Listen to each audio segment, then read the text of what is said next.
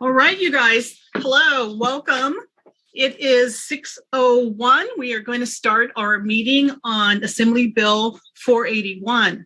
I'd like to introduce myself real quick. My name is Joyce Blaschke. I'm the Community and Media Relations Manager for the Santa Cruz Police Department. And just a couple of housekeeping rules. We are going to save all questions till the end of the presentation. So I'm happy to drop your questions in the comment or in the chat, and we'll pick it up from there. Or you'll have an opportunity at the end of the presentation to ask your question directly to the chief or to Sergeant Trog. Right now, I'm going to hand over the meeting to, actually, before I do that, we are going to stop this meeting at exactly 7:30. So we have an hour and a half for presentations and questions. If you need more time after this meeting, there are multiple places on our website where you can drop a comment and ask further questions and send us further feedback. Okay, so with no longer delaying, I'm going to introduce Chief Bernie Escalante. All right, good evening, everybody. Thank you, Joyce. We're going to dive right in. I'm the interim chief, Bernie Escalante.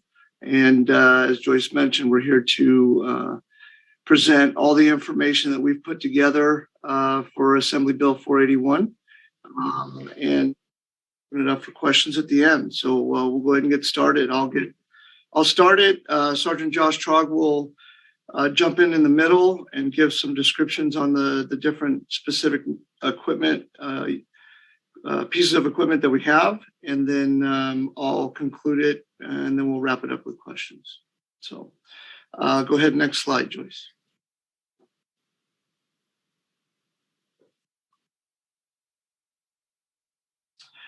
Okay, so here's a quick agenda for tonight. Again, I'll cover kind of the purpose of AB 481.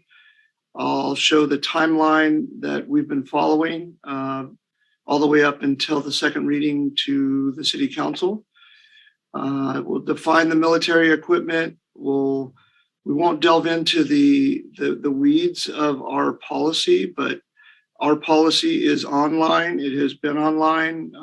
We welcome you to read through it and provide us some of your comments to that. Sergeant Trog will cover all of our current inventory. I'll talk about some related policies and related legislation. I'll cover and instruct everybody how they can access our citizen complaint form and the process of how to give us some of your feedback, which is also on our Santa Cruz PD website. The reporting requirements per AB 481 and all the community engagement that we've done. And we'll wrap up with the impacts of continuing to have these pieces of equipment or not. So next slide. All right, so what is AB 481? I'm sure most people are already well aware. It was signed into effect back in September 2021. It was effective January 1st. It basically establishes the requirements of the police department for the use of and or the acquisition of any military equipment based on the definition of AB 481. Basically, what it directs us to do is that we have to obtain approval from our city council, the governing body, to either continue to possess the equipment that we already have or ever acquire any equipment in the future has to be approved by city council. It directs us to establish new policy and post it on our website for anybody in the community to read. It requires public hearings. This is one step in that process. We've already gone through a couple steps. And then it also requires an annual report, which will happen in May of every year to report out any use of any of the equipment that we have. The process to establish the policy and go through this process that we're doing now we were directed to start by May 1st, which obviously we were doing. And it also requires us to cease the use of any equipment if it's not approved by City Council. Next slide. All right, so why do we have them now? The way I like to explain it is all of this equipment allows us to have additional tools in our toolbox to find peaceful and less lethal solutions to sometimes very difficult problems. All of this equipment is less lethal options for us to consider, depending on the scenario. And each and every situation is very different.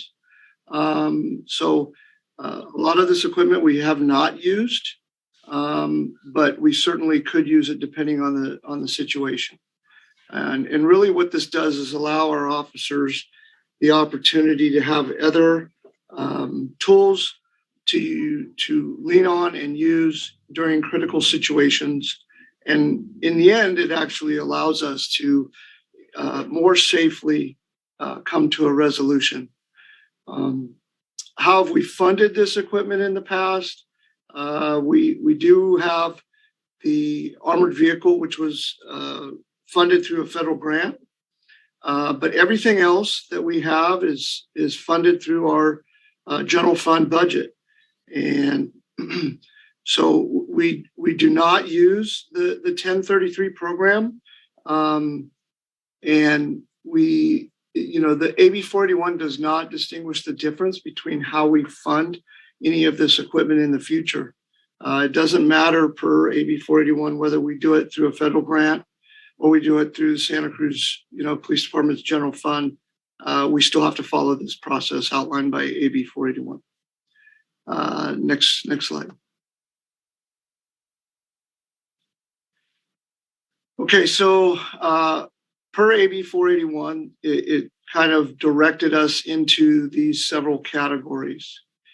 Sergeant Trog's going to touch on the specifics of the different pieces of equipment that we have that land in these categories. All of these categories were defined by legislation, not by us. And we basically followed their direction based off the definitions. Next slide. So again, for the sake of time, I'm not going to go into line by line into the weeds of our current policy. Our policy is online again for you to review, for you to comment to us questions about the policy. It is a working draft, a working document that we continue to review and make adjustments based off of community feedback. So we started with an original draft and we've been working through that all the way up until we will present to City Council on April 26th.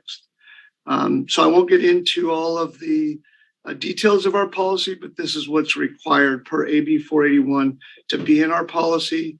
And it talks about a lot of the process, approval process, complaint process, and the annual reporting and community engagement, as I've discussed already. So I welcome you to go onto our Santa Cruz PD website and pull up the policy specifically and give it a read. Next question, or next slide, sorry. Okay, so now I'm going to turn it over to Sergeant Josh Trog for him to go through the different categories, as I said, that were defined by AB 481 and speak to you more specifically about the equipment that we have, or also any equipment that we may have access to through regional partners and the equipment that they may possess at this point. Sergeant Trog.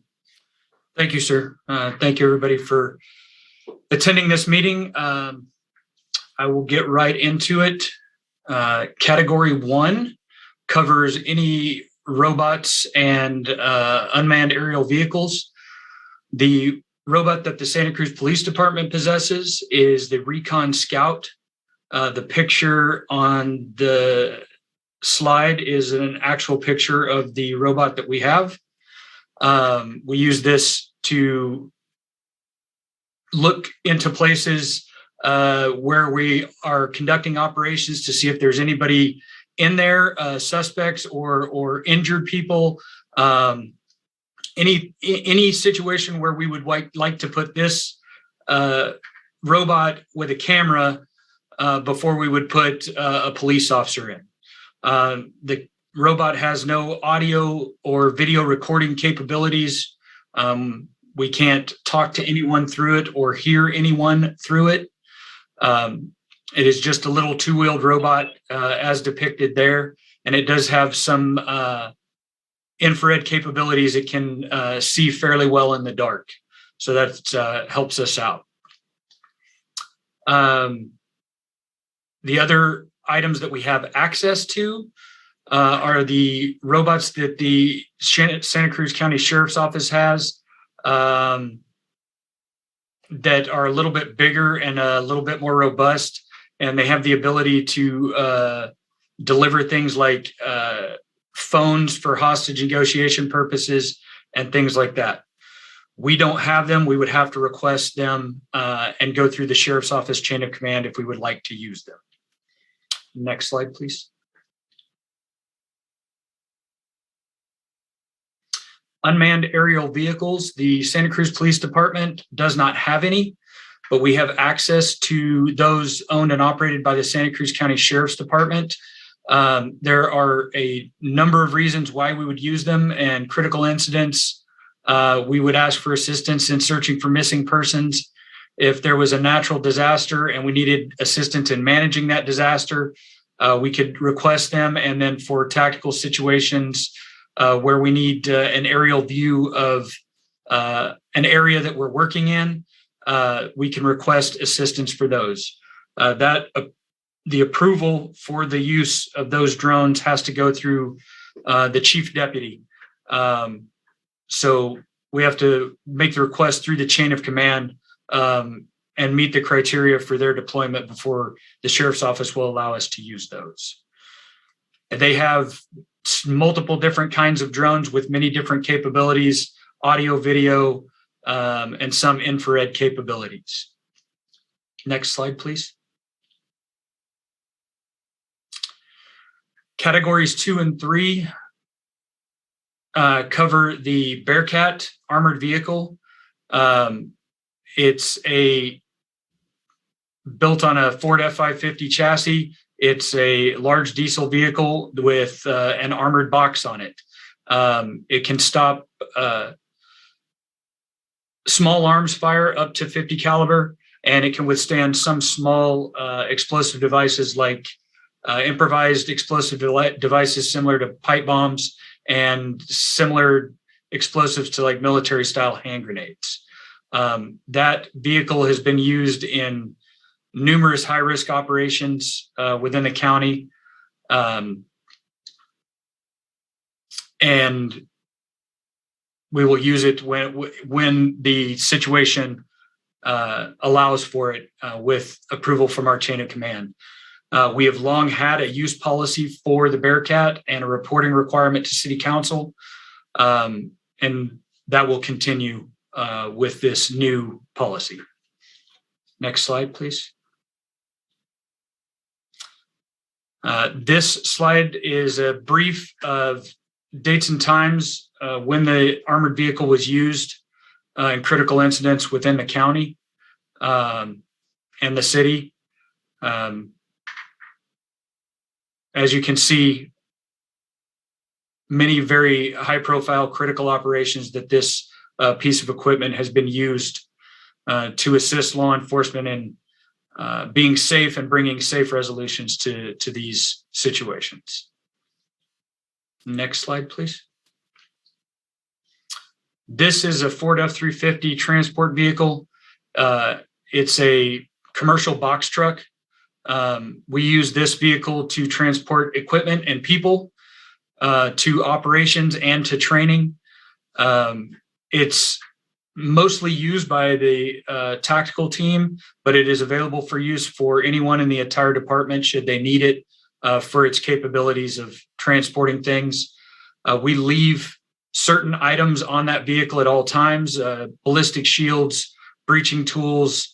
We have some other small tools, medical supplies, pens, writing tablets, that kind of thing. It's just sort of a general purpose equipment vehicle that will go with us on operations when needed. Next slide, please. These vehicles are our regular supervisor and lieutenant patrol vehicles, but they fall under the command and control portion of AB 481. They can be used as mobile command centers. They are just regular Chevy Tahoes that are outfitted as patrol vehicles, lights, sirens.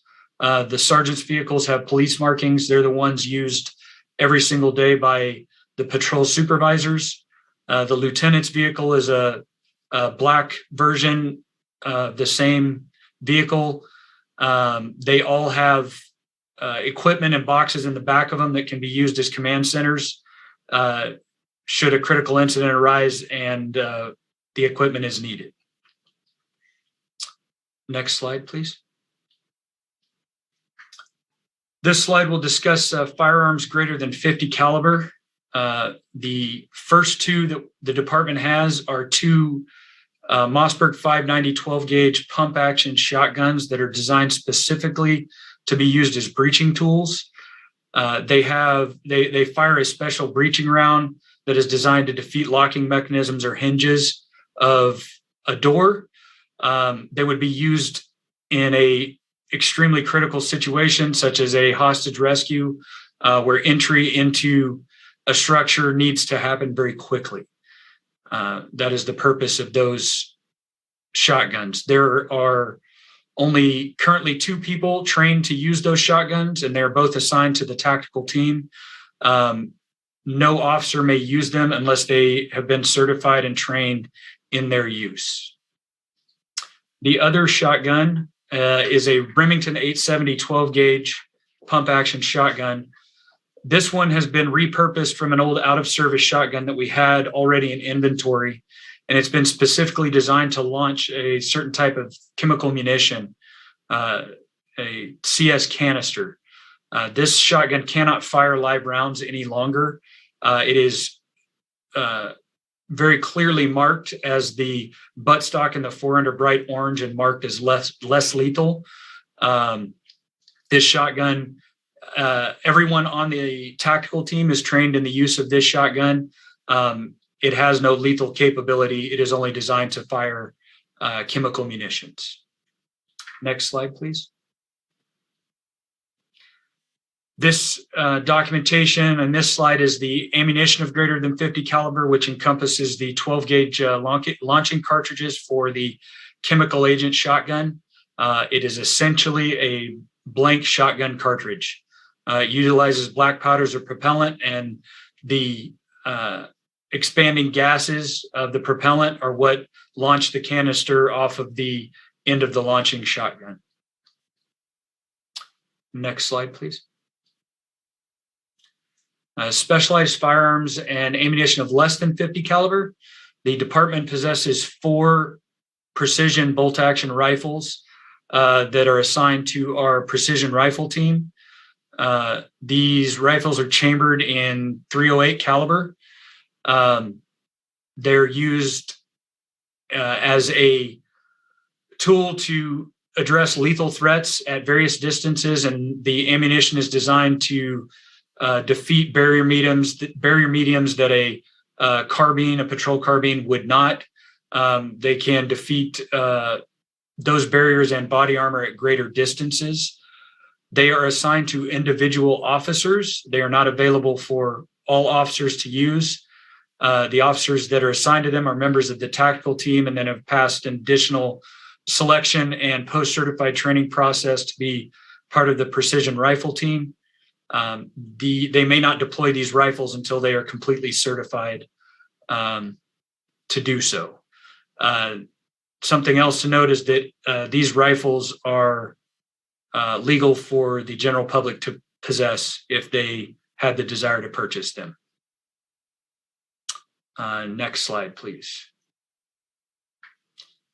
Noise flash diversionary devices, commonly referred to as flashbangs.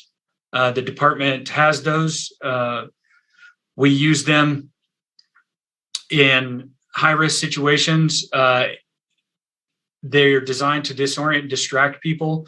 The loud bang and bright flash that it emits when it goes off can provide us a short window of time to take control of dangerous and high-risk situations. We also possess stinger grenades, which are a rubber ball with a small NFDD in addition to about 60 .32 caliber rubber balls. When it's used, it separates and expels the small rubber balls while simultaneously acting as an NFDD, giving a loud bang and a bright flash. These are useful in violent riot situations as a means to disperse groups of people who may be armed, throwing bottles, rocks, things like that. So they have the additional effect of the NFDD and the effect of the .32 caliber rubber balls to help mitigate that behavior. Next slide, please. This slide documents the different types of chemical munitions that the police department possesses. We possess two versions of chemical agents, CS and OC. We have varying munitions with those chemical agent inside of them. The riot control canister is something that would be used outdoors in a violent crowd control situation. The tri-chamber flameless are a device that's designed to be used indoors. It is a baffled device that mitigates the risk of fire if used indoors. The baffled launchable CS canister are the ones that are launched from the shotgun that I spoke about previously. They're also designed to be used indoors. The triple chaser separating canister is an outdoor use munition. It is a canister that separates into three smaller canisters that dispense CS agent. The aerosol OC fogger is simply, basically it looks like one of the bug bombs you would get at the hardware store, and it's a non-pyrotechnic aerosol. It just dispenses OC in a mist. Very useful in small rooms or vehicles. The 40 millimeter CS and OC liquid ferret projectiles are munitions that are fired from our 40 millimeter launchers. They're designed to defeat glass and light barriers and to dispense a small amount of liquid agent inside wherever they are fired into. Those are not for use against people, only against structures. Next slide, please. The pepper balls is essentially just a civilian paintball gun that fires a very similar munition to a civilian paintball gun.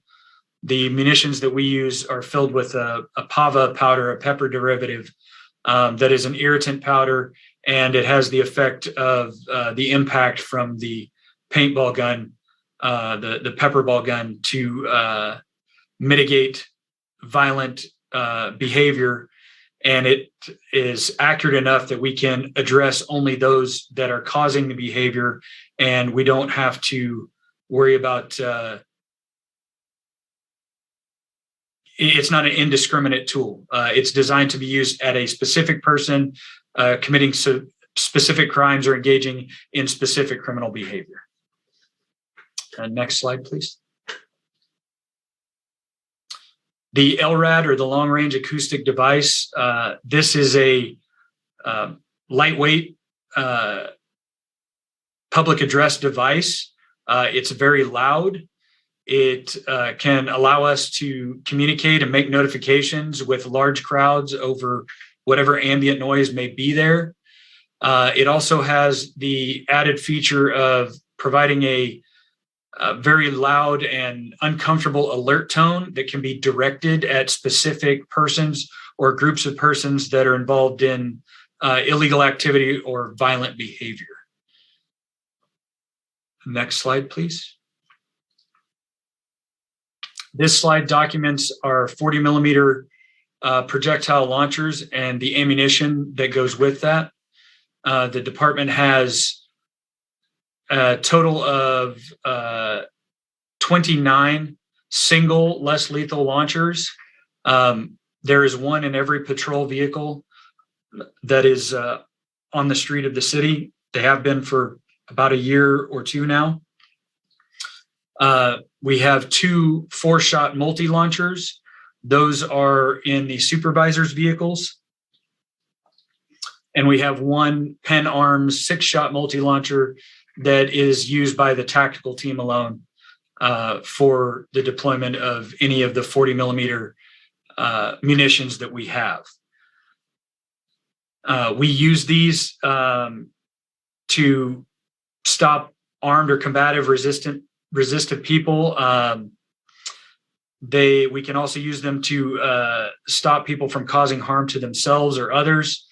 They're useful in violent riot or large crowd control situations because we can use them similarly as we do the pepper ball guns to address single individuals that may be engaged in behavior, throwing rocks, bottles, Molotov cocktails.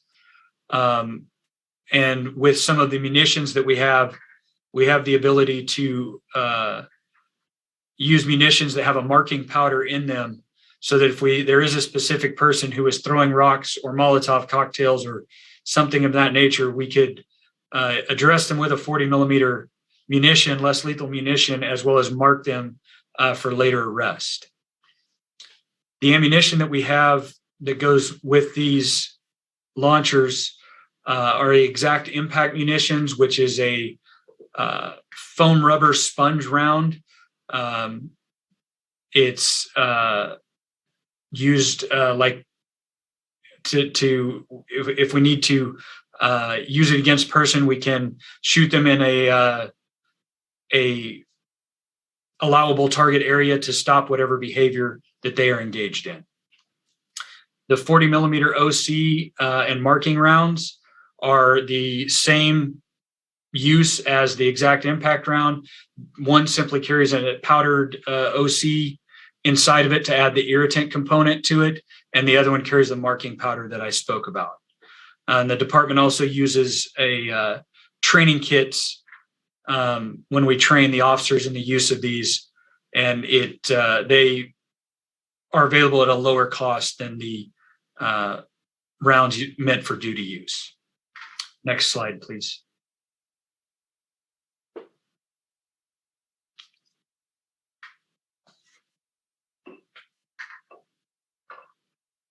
Okay, thank you, Sergeant Trug.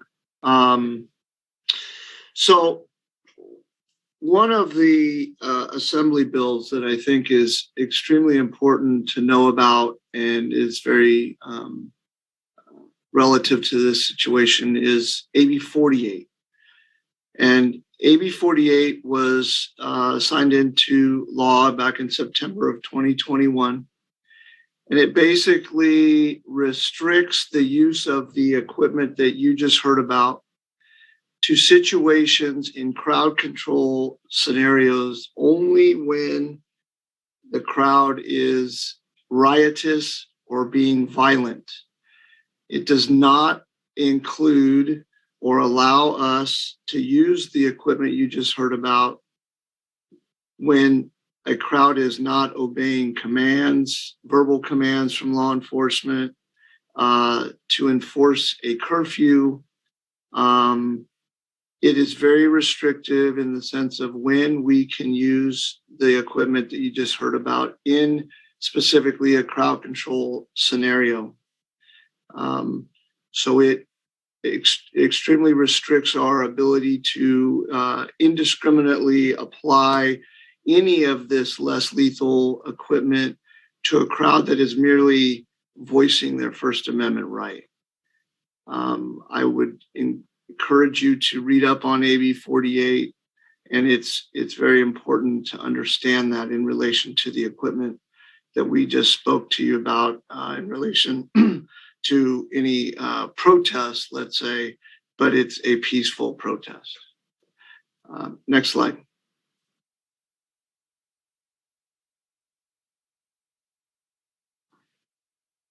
This is a slide that we added based off a very valid question that came up from a previous presentation, and that is, what about our de-escalation? De-escalation is still within our policy. It's 300.3.1, which is also online for you to review. We are still required, when it's feasible and safe to do so, to take steps to de-escalate any situation.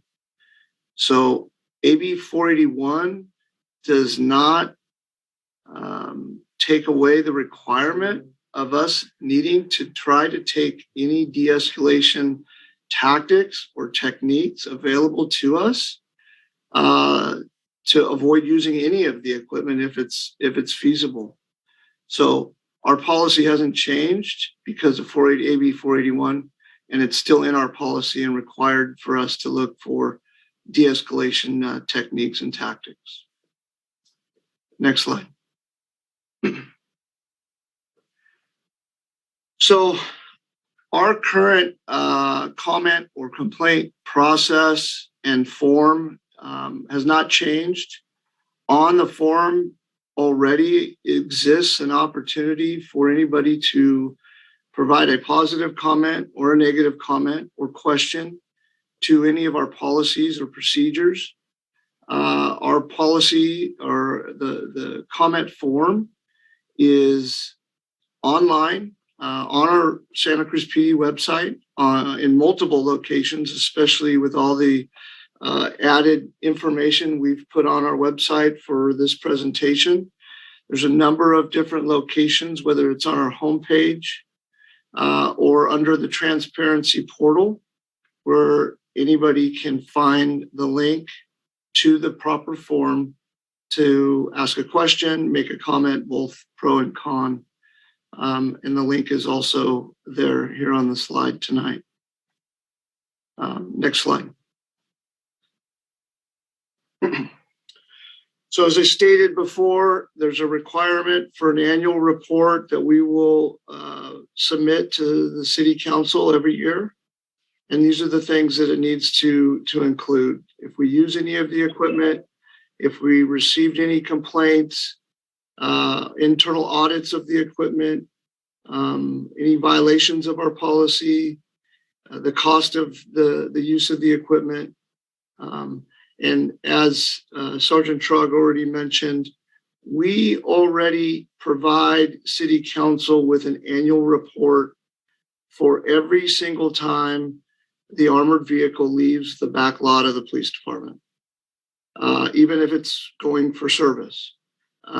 We include that in an annual report every year, and we've been doing that since we got it with no issues. So this will be in addition to that report that we already have to do. Next question, next slide. So here's our efforts to engage with the community and inform the community in the process moving forward. Back on March 18th, we posted our draft policy, the inventory list, as well as this PowerPoint.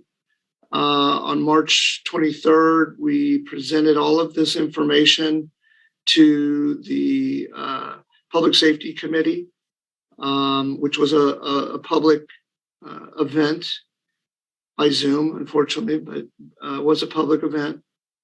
On April 7th, I presented this to the Chiefs Advisory Body, again, asking for comments, suggestions, and feedback. And then obviously tonight we're doing the community meeting. And then on April 26th, we will present it for the first time for the first reading to the City Council. And then the second reading is scheduled for May 10th. Next slide. So, you know, the impacts.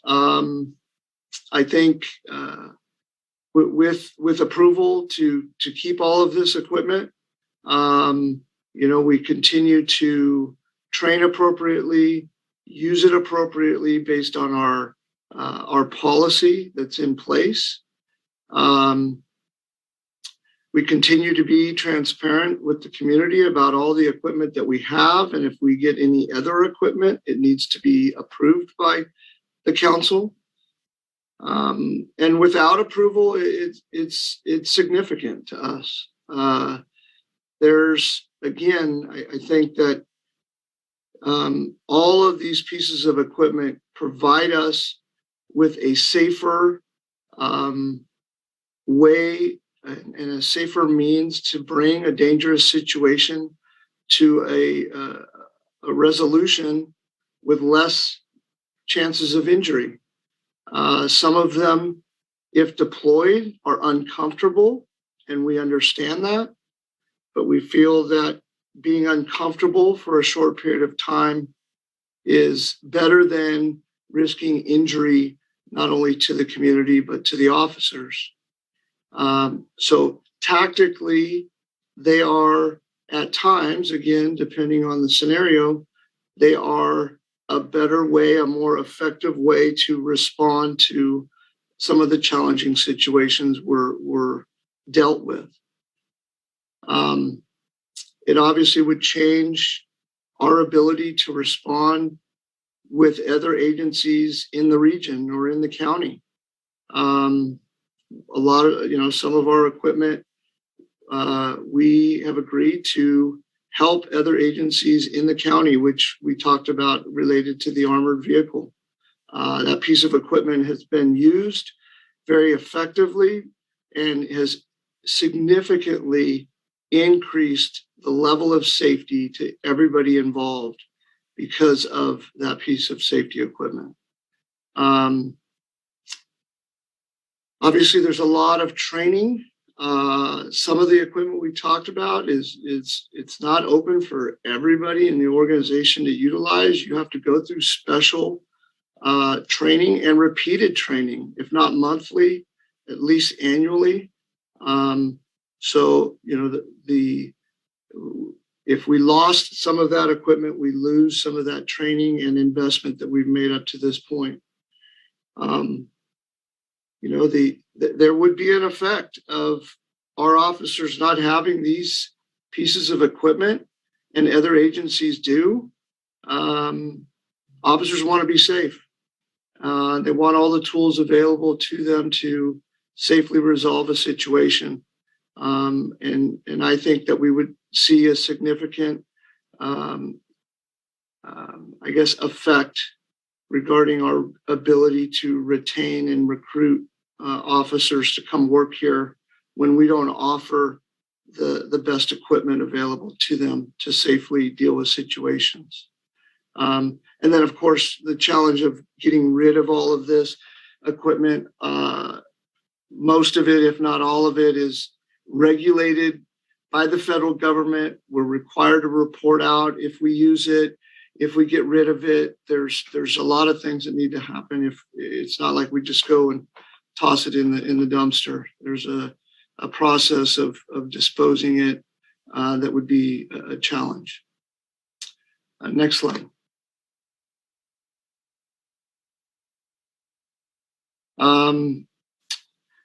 I think at this point, we can open it up for questions. I just wanted to reiterate one thing about with all of this equipment, our use of force policy, again, also online, always applies. We have to justify our use of force, and all of these pieces of equipment would be considered use of force, and it has to be justified. So not only does our de-escalation policy apply, but most importantly, our use of force policy definitely applies anytime we consider using any of these tools or tactics to resolve a situation. I think that's it for now, and I can hand it over to Joyce to see if she's got some pending questions in the chat. Thank you, Chief. I just want to share, I put in the chat a link to our AB 481 webpage that will give you our use of our policy or draft policy, equipment inventory, public input process, and the presentations that have gone on to the public and to the Chiefs Advisory Committee and to City Council or the Public Safety Committee. Chief, right now I have Lee Brokroff is requesting probably a little more information about leaving off assault weapons. Lee, is it that you want more clarification on that? And you can unmute, Lee. Yeah,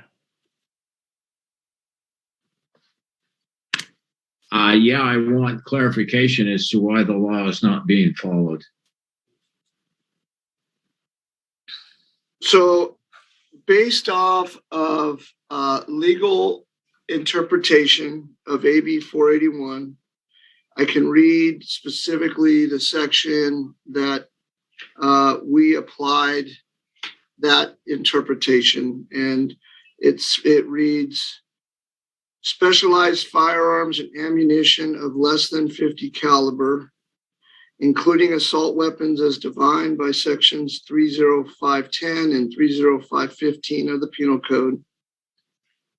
And as a side note, the patrol rifles do fall under those as assault weapons, but the definition continues on and says, with the exception of standard issued service weapons and ammunition less than 50 caliber that are issued to officers, agents, or employees of law enforcement agency or a state agency. So we issue every single officer their own AR-15 rifle. They have their badge number on them. The weapons are sighted into them individually. They are standard issued pieces of equipment that go out with the officer, each and every officer, every day, every night. It is no different than the officer's sidearm. They train with that specific rifle, and it is standard issued piece of equipment for us here at the Santa Cruz Police Department. I don't know if other agencies are set up that same way, but these weapons are out in our patrol cars every day. And once again, they're guided by the use of force policy as far as deployment, or if the officer feels the need and can justify the need for the use of it. So you're saying that every single officer has an AR-15? Yes, sir. Every single officer? Yes, sir. How many officers do you have? Hey, Yeah, next Lee, question. I got to get to the next question, but we'll circle back to you after everybody's had an opportunity. Okay, so this is from Julie, and I believe this question would be directed to Sergeant Trog. How do you define a high-risk situation, and how do you determine if you're looking at one? Generally, for us, high-risk situations are those that involve crimes with firearms or crimes that have involved significant injury to someone, stabbing, shooting, something like that. The definition of high risk more comes into play when we're talking about a tactical operation. We use that term in regards to warrant services. If we are in fact going to apprehend someone who is wanted for murder, that would be considered a high risk warrant service. If that person was wanted for the crime of murder with the use of a firearm, that would add an additional level of risk to the warrant service, knowing that we are going to look for this person based on the warrant for the crime that is alleged to have been committed, and that the person is in possession of a firearm or other weapons. That is the way that high risk is defined when it comes to some of these pieces of equipment. Law enforcement officers deal with high risk situations every single day, but a lot of this equipment is not available for patrol officers for any and all situations that they encounter. There are criteria that must be met before these pieces of equipment can be deployed. Thank you. Our next question, Chief, is does policy 481 regarding tear gas use or incorporate the restrictions imposed by AB 48? I'm sorry, say it one more time. I might sort of order the question. Does AB 481, and they're talking specifically about tear gas, use or incorporate the same restrictions as imposed by AB 48? I think they're different because AB 481 deals with more of the acquisition or the possession of military equipment as it's defined by that legislation. So it kind of more defines the process for us to possess it, and AB 48 applies more to the use of this sort of equipment, specifically to crowd control situations. And it clearly AB 48 clearly defines the difference between a peaceful protest or a group of, a gathering without violence versus a riotous situation. So the two of them are sort of interconnected, but I think that they're definitely two different things. Joyce, it's Peter Gelboom. I also want to put that question in. May I follow up with that? Absolutely. I was just going to call on you to ask if that thoroughly answers your question. Thank you. Not really, because the AB 48, as the chief just said, limits or prescribes when you can use tear gas, or more specifically, when you can't use tear gas and other chemical agents. And AB 481 requires you to include tear gas in the list, which you have done in the inventory, but it also requires you to have a use policy for the use of every item that's in the inventory, which includes tear gas. And now that state law enacted it, AB 48 and 41 were enacted at the same time, puts limits on the use of tear gas. We think that it's essential and required by law that your AB 41 use policy regarding tear gas incorporates the limitations imposed by AB 48. That seems clear to me, that you have to use it, and you can't say, well, it's not really the same thing, because it's exactly the same thing. It's how you can use tear gas. Thank you, Joyce. You're welcome. We have, I'm going to mute you, John Lindsay. I'm going to ask you to unmute yourself and ask your question. Sure. Thank you so much. I have a bunch of questions, so I don't know how you want to handle that. Can we just take your number one question right now? Okay. I want to make sure everybody else has an opportunity to get their question in. Sure. So I'll say something which is not a question, which is that I hope that when you present this to the city council, you do not present this as, we need your approval for this equipment. The council will not be approving equipment. The council will be approving policies. And that's the issue here, because it's not a yay or nay necessarily on the equipment. It's how it is used. It's the policy. That is what is at issue. And that is the kinds of questions that you're getting tonight have to do with how this equipment is being used. So I hope you will not present it as, oh, if you don't approve this as I present it to you, you are depriving us of this equipment. It's improvement of a policy. So the question is, I put it in the chat, it's about risk assessments. which is for pre-planned ops that use military equipment.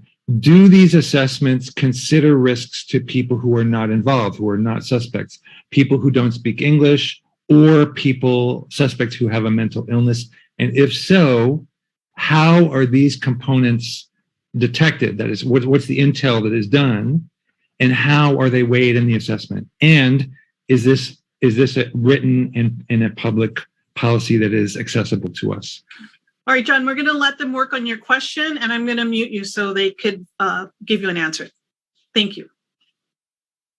Yeah, thank you, John. That's a great question. Our tactical team does a risk assessment for every pre-planned operation and unplanned. But when we are afforded the opportunity to pre-plan an operation, the team does a tremendous amount of homework on the subject they may be looking for and the location they may be looking for that person. As an example, because there's a lot of, well, what if, but probably one of the most clear-cut ones is if they are looking at a location and it's clear that there is elderly present or there are children present based off of toys in the front yard, etc. Most of, if not all of, this sort of CS or OC chemical agents are off the table and not permitted to be deployed in that type of operation. So I think that's a great question. There's a lot of work done prior to an operation to determine what is the best and safest tactic to accomplish the goal.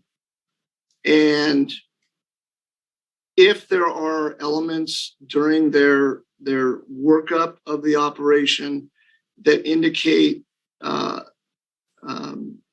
these tools would not be the safest tools available, we pick a different option. But thank you for that question. And is that assessment matrix a public document? It is not. It is not. Why is that? Hey, Why is that? John, I'm going to move on to Ron's question, and then I just made a note right here to circle back on your question about where that documentation would be or why it's not documented. All right. So Ron Pomerantz, if you can ask your question directly, or would you like me to read it? Oh, I don't mind. I'll read it. Thank you so much for the evening and the information you're presenting. I have a couple questions, and I'll just do one, and you can circle back around. Besides the restrictions from AB 48 during protests, what Santa Cruz Police Department policy restrictions exist in other situations? For example, when a warrant is served, does SCPD policy allow for the use of military-style equipment? So policy doesn't currently speak to the use of the military equipment on this particular list, but the use of force policy applies to any application of less lethal equipment, and that's what this equipment is. So it has to fall within the umbrella of when we can use our OC spray that's on our duty belt, our batons that are on our duty belt, the tasers that aren't on this list. Those are less lethal devices. These would fall under those same categories and have to be justified if they're applied. I mean, I assume in advance you know what the warrant is you might be serving. For example, would you all be prepared with military equipment standing by, or as you approach the scene, or would it be responded after if the situation got out of control? Yes, we pre-plan for contingencies. So we're prepared for whatever is thrown our way. Obviously, we can never predict everything. But yes, it is on hand for us to utilize if we feel like it's going to be effective and we can apply it. Again, if there's kids' toys and such, it wouldn't be an option for us. But yes, we do have contingency plans to use other equipment as needed. It's really hard to capture all of those what ifs in scenarios in a policy. But we are prepared for contingency plans if it's appropriate. Mhm. Okay, thanks, Chief. I got another one after someone else has the floor. Okay. I have a comment from Darius. Would you like me just to read your comment, or would you like to speak it directly yourself?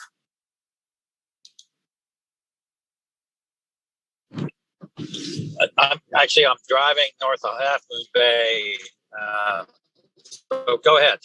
I can't read. I'm busy driving. Okay, well, continue to drive, be safe.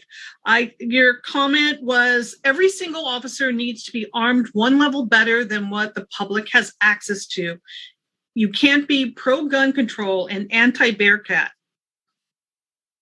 Did you have a question to go with that, or just making that statement to the group? Just making a statement to the group that our officers need to be protected from a public that a nation that accepts 300 more guns and cell phones, including military style weaponry. And they're better, and the police are better trained than the general public. So it's simply just a comment regarding the acceptance of weapons in our society, and locally we need to our police to be protected. That's all. Thank you. Appreciate it. Thank you. Okay, Lee. Lee has a comment, a question, and actually it ties in with a couple of others. It's again referring back to assault weapons. So in the interest of transparency, what are you hiding by not listing would be a logical follow-up in terms of listing assault weapons? We're not hiding anything. The weapons are in the patrol cars every day in every car as the officers go into service. They're sitting right in between the driver's seat and the passenger seat, along with a 40 millimeter less lethal device that we've armed our officers with to have that additional level of I guess, ability to safely and effectively resolve a situation with hopefully less lethal equipment. But the AR-15 rifle is in our patrol cars. We're not hiding anything with those.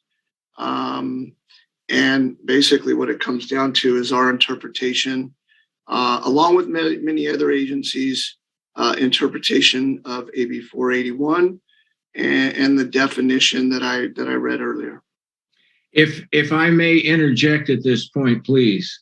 Scotts Valley list, Capitola list, Watsonville list, Monterey list, Santa Clara list, Santa Clara Sheriff list, Mountain View list, Andy Mills in Palm Springs list. Lots of your neighbors list their assault weapons. All right, thank you. All right. And Ron Pomerantz has a follow-up question. And does SCPD issue public reports when military equipment is used in response, in addition to the Bearcat? If not, would you support such a policy? We currently do not, but according to AB 481, we will be in our annual report. That's part of the annual report that's required to report out any use of it, of the military equipment that's on the list. Great. All right. I have a question from Julia. It is, and her question dovetails on what Ron asked. Given that implicit bias is well known to influence behaviors, especially in high stress conditions and when people are making snap judgments, I am curious about when you bring military equipment as a contingency plan. How do you ensure that these weapons based on actual risk and not just perceived risk? I think it's Yeah. how do you ensure you're using these weapons based on actual risk and not perceived risk, or based on implicit bias? Sure. I mean, it's a good question. All of this falls under the use of force policy that we have, and any use of this equipment or any other use of force needs to be justified. So, it's all based on the facts and the totality of the circumstances. At the moment, under the observation of the officers that have to justify any use of force, whether it's a piece of equipment that's not on this list or is on the list, it needs to be justified to fall within policy. Great. Peter Gelblum asked, is the Bearcat report made public? And if so, where can I find it? It used to be on the transparency portal, but I don't see it. So I'm going to take a look on my phone too and see if I can find it for you. Okay. Yeah, that's a good question, Peter. I saw your question. I'll have to follow up on that to see if it is or has been a public document, and whether we've just failed to put it up on our portal. I imagine it is. We present it to council, so let us follow up on that. Thank you. Okay. And let's see, aside from the rest are statements. So I had a question also. oh, okay, John, what's your question?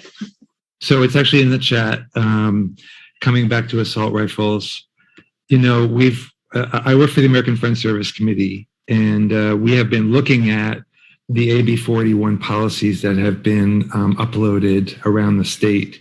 There's a lot of them already. And many departments, almost all of them, have assault rifles, and they list them. So they apparently have not issued them as standard issue because they are listing them. And I understand what you're saying about AB 41 and the law. So do you consider that Santa Cruz has unique risks, security risks, safety risks, that require assault rifles to be standard issue to all your officers more than any other jurisdiction? No, I do not. We started that a few years ago. We felt like, based off of the type of weapon, it was best and safest to have each officer have their own that was specifically cited in to them specifically for accuracy purposes. Instead of having a small number of them that are being interchanged in and out of the vehicles, banged around, and the sight systems, get thrown off. We want those weapons to be accurate for the officers if they ever had to use them. So that was the reason for it, not because we feel like we're any more at risk than other agencies. So to be clear, every officer in Santa Cruz is issued an assault rifle, not based on some difference in the safety environment from other jurisdictions, which do not do so. That is correct. Okay. I can't speak for the other agencies. Like, for example, I know Watsonville, which was mentioned earlier, they're in a totally different situation. They actually don't have a rifle for every officer, and in some cases, the officers, as long as they meet a certain specification, are able to buy their own. and then pass, qualify with them. So in their particular situation, it is not standard issued. So with all the other agencies that we're being compared to, I think we have to go into each and every one to determine what the circumstances are. And again, all we're doing is following what the law says. The law clearly lists that as an exception. So Well, yeah, I think the alarming thing is that you consider it to be important to issue every officer an assault rifle every day. But Joyce, I don't know if there's other questions. I do have one more. If You can go for it. okay, so it's on the robot and drone equipment. When I looked at that, I didn't see any requirement for a search warrant. In fact, I think for the robot, it even said this can be used in any situation. Why wouldn't you require, apart from search and rescue, of course, why wouldn't, for criminal things, why wouldn't you require a search warrant for the use of this equipment, assuming that it's being used for its camera, its visual capacities? yeah, good question. Whenever we use or deploy that robot, we are in a place that we are legally allowed to be at that moment, whether it is attached to a warrant or an exigent circumstance. So I guess to answer your question, whenever we deploy that, we have to be legally allowed to be where we are.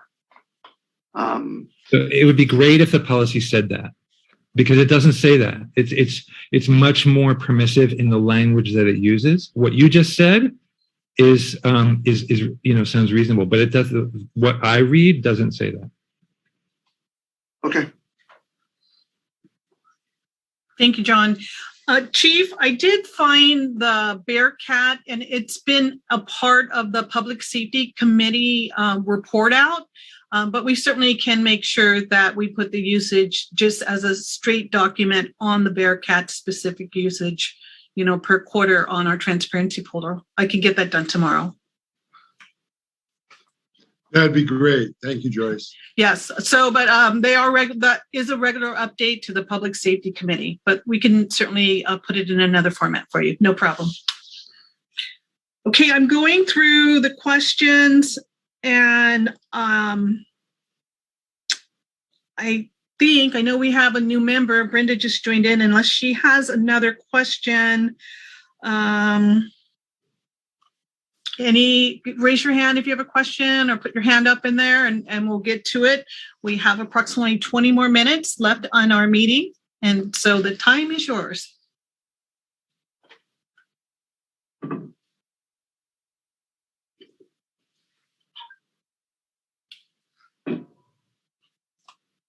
Oh, Ron has another question. There, thank you. Thank you, Joyce. Chief, I'm just wondering, I guess I was a little troubled by Darius's comment, and I'm just wondering, I guess you're the spokesperson for the police here, if you concur with his assessment of all military equipment as fair game. And would you say there should be any restrictions placed on this type of equipment?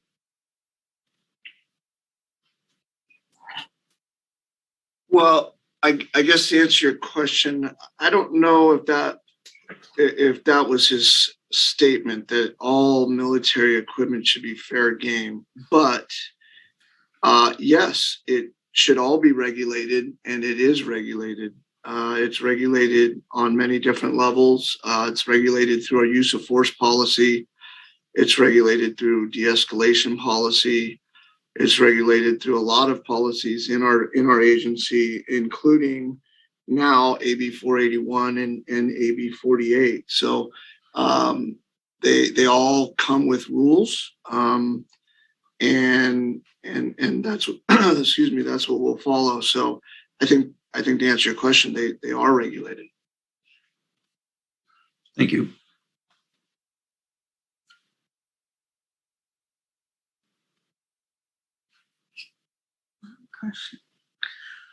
Sergeant Trog, would you speak to the training officers are prepared for before they're in the field utilizing any of this equipment? Do we specific equipment or just the stuff on the list in general? The stuff on the list in general. Okay. Related to things like the recon robot, that is a very not complicated piece of equipment to learn. We handle that training in-house. The breaching shotguns you must pass a department approved and certified training to be able to use those. And then we train with them regularly to ensure proficiency. The chemical agent launching shotgun, that training is done by officers who are instructor certified in its use here at the department. With respect to all of the chemical agents and the 40 millimeter launchers and munitions, that training is done by instructors who are certified to teach those different systems. With regard to the precision rifles, those officers have to attend a California Peace Officers Commission, the post-certified, the standards of training post-certified school before they are allowed to use and deploy those. I think that covered generally everything on the list, if there was anything more specific.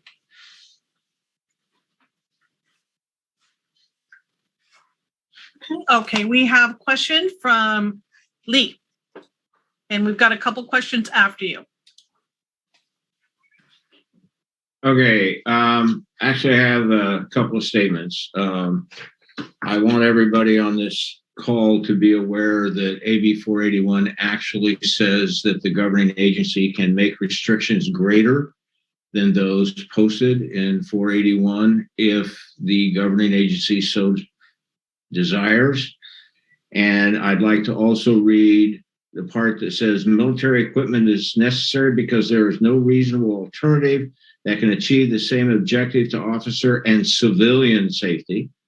Proposed military equipment use policy will safeguard the public's welfare, safety, civil rights, and civil liberties in writing. That means in writing.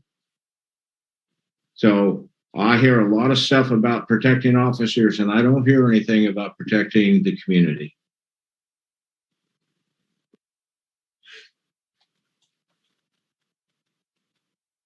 Okay.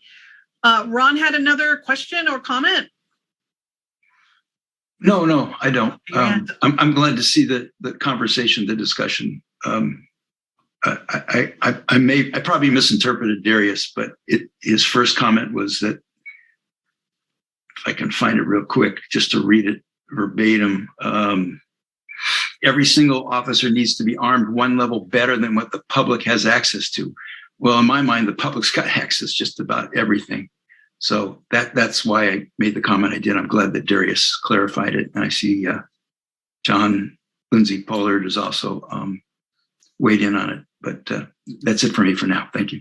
Thank you. And I see Peter Gelblum has his hand up. Yeah, thank you, Joyce. I'm not going to repeat it all, but I submitted some written comments, Chief, to the in connection with the Public Safety Committee meeting on, I believe it was March 22nd. And a lot of those have not been addressed. And I can send those to you again, which I'd be happy to do, or send them to Joyce or whoever. But they're all, in my mind at least, not questions of interpretation. They're things that AB 41 requires that have not been satisfied here, including some of the things that John Lindsay Pollard mentioned, which is some of the use policies talk about situations where things can be used XYZ, including but not limited to XYZ. But when you say, as any lawyer knows, that I'm a retired attorney, when you say including but not limited to, then you're not limiting it at all. In other words, you're saying you can be used in this situation, but in pretty much every other situation you can think of, because I'm not limiting it at all. And I just would encourage you to look at those and tighten those up so that the authorized uses are very clearly defined and are not open-ended. Appreciate that. And I will just go ahead and resend those to the chief and to Joyce if I can, those comments. Thank you.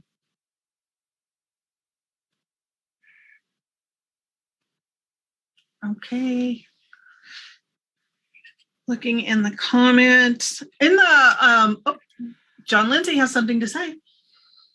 Thank you so much, Joyce. I appreciate that. I'm taking a lot of space here. But with regards to what Peter just said, I know that if you do a revision, you start a new clock of 30 days, right? So, and maybe you don't want to do that. Maybe you're like, can't we just move this? But I do want to remind you that the AB 41 gives the council and the department 180 days from submission for submission of the policy. So there's time to get it right, and I would encourage you to take Peter's comments and make it right. The one other thing I want to mention is you reference and the AB 41 policy references other policies, use of force. There's the restraints policy. I think it's number 302 or no, sorry, I think maybe it's 302, right? But with regards to chemical agent and projectiles, that policy, which is in the policy manual, doesn't incorporate, as far as I can see, maybe I'm wrong, but I don't see it, the new language from AB 48, right? So if I'm an officer, maybe I'm a new recruit just out of the academy, and I'm looking at the manual, I'm like trying to be the good guy. I'm looking at the manual and it says, you can use this for crowd control. And maybe it says something, maybe it says, in accordance with state law on use of force. But I don't know what state law on use of force is unless it's in the manual. It's really important to spell it out, right? I mean, the manual is where an officer, if I'm an officer, that's where I would go to understand what's okay and what's not okay. And so the language from AB 48, which is not only about the constraints in crowd control, it's also about a prohibition for a law enforcement command, right? Not using it in order basically to ensure compliance. So that prohibition is not there either. And I think it's really important to give guidance to members of the department to really include the language that this new law has given you. And it's required after all. Thanks.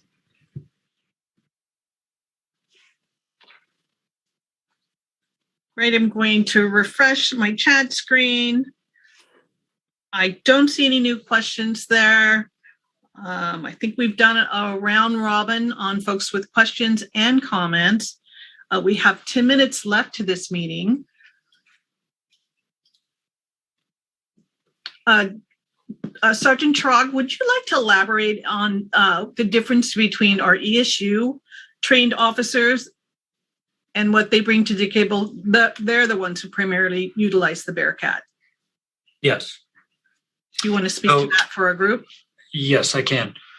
So the members of the ESU tactical team are officers within the department who have applied to be members of the team. They pass an internal selection process that includes physical fitness qualification, additional advanced firearms qualifications, as well as an interview panel and evaluations of different things within the department, how they do interviews with their supervisor, things like that. Should they make it to the team, then they are required to attend an 80-hour post-certified basic tactical school before they can do any sort of activities with the team that would involve entering a residence during a search warrant service or anything like that in a specific tactical environment. Doesn't stop them from doing that in the course of their other duties, but in a specific operation related to the tactical team, they must have completed that 80-hour course. And then they go on to obtain annual advanced training. The team trains a minimum of 10 hours every month to maintain proficiency in all of the areas that we're required to be proficient in. And then there are specialties within the team that officers can apply to if they're selected to do that specialty. Then they would receive additional training in that specific specialty. And generally that training after a period of time comes to an instructor level certification for whatever the individual specialty is.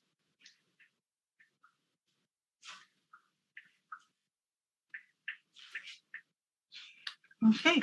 All right. So I know we're counting down the clock to 7:30. I'd like to add the number of places that you can find where you can comment on AB 481. So if you go to our homepage, and I see your hand up, Lee, so I'll definitely get to you as we close out.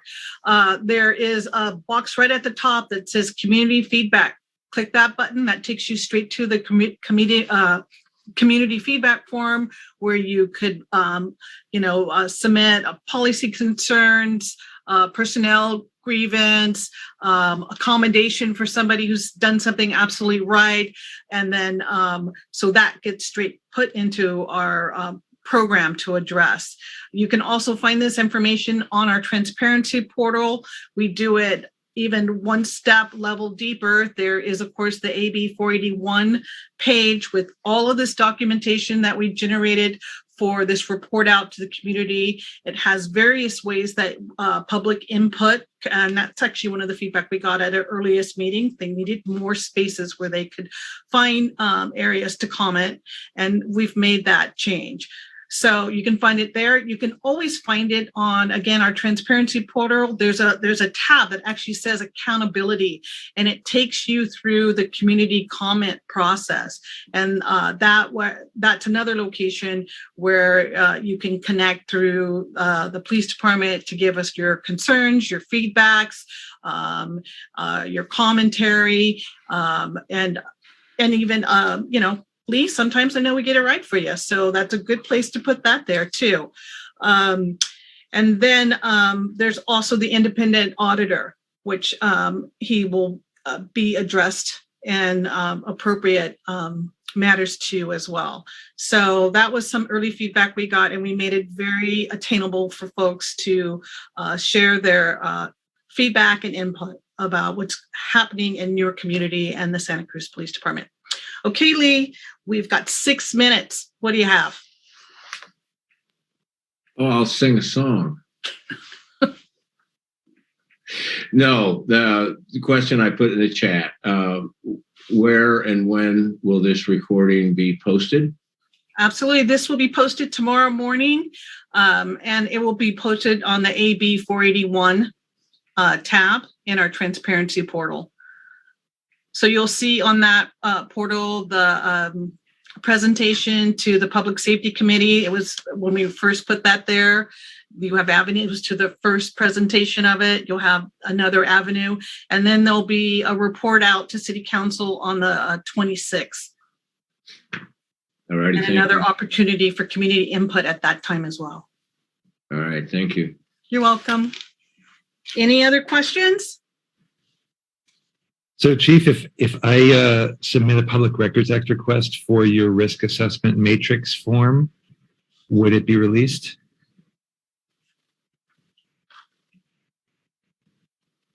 That request would go through the city attorney's office ultimately, and they would check the document and verify whether it's releasable or not.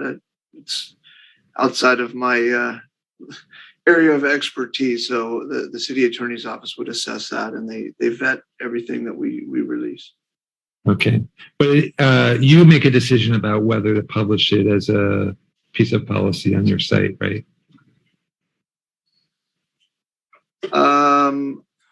Well, ultimately, yeah, if we're going to make that a public document, we would go through the city attorney's office to see if there's any issues with it. And if not, it would be fine to share. I mean, you do that with all policy then? You go, like, everything in your policy manual goes through the city attorney's office, or no? No, not everything in our policy manual. You were referring to a public records request. Yeah, I mean, it's a piece, it's a very significant part of, you know, how policing affects people in the community, right? Is how risk is assessed. So it might not be a piece of your policy manual, but it's just, you know, it's comparable in my mind. So it seems like you would have discretion to post it if you decided that you could. Yeah, as I stated, if you do the public records request, we'll vet it through the city attorney's office and go from there. Yeah.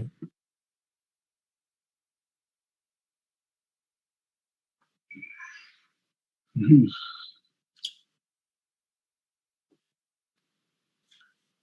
Chief, there's 3 minutes left to this community meeting. Is there any outgoing words you'd like to share? Yeah, I want to thank everybody for attending and joining us and asking some real thoughtful questions. You know, trying to get this absolutely perfect is tough, but we're doing our best. We're complying with the wording of the new law and following the process with the help of the city attorney's office and for their legal interpretations of the new law. So I took some notes here, and we'll definitely look at areas that we can get it better. Thanks for your involvement and your input. Thank you, Chief. We're all just trying to make you perfect too. or if not perfect, at least the better part of humanity. All right. Well, thank you, everybody. Joyce, thank you for putting this together. Sergeant Trog, I really appreciate your time. Yeah, Sergeant Good night, Trog has done a great job on this, I think. Thank you all. Thank you. Good night. Thank you. Good night. Does Sergeant Trog smile? I do. There we go. There we go. Now we're ending on a happy note. Thank you. Thank you. Thanks, Good night. Steve. Thanks, Joyce. Thank you all. Thank you. Have a good night.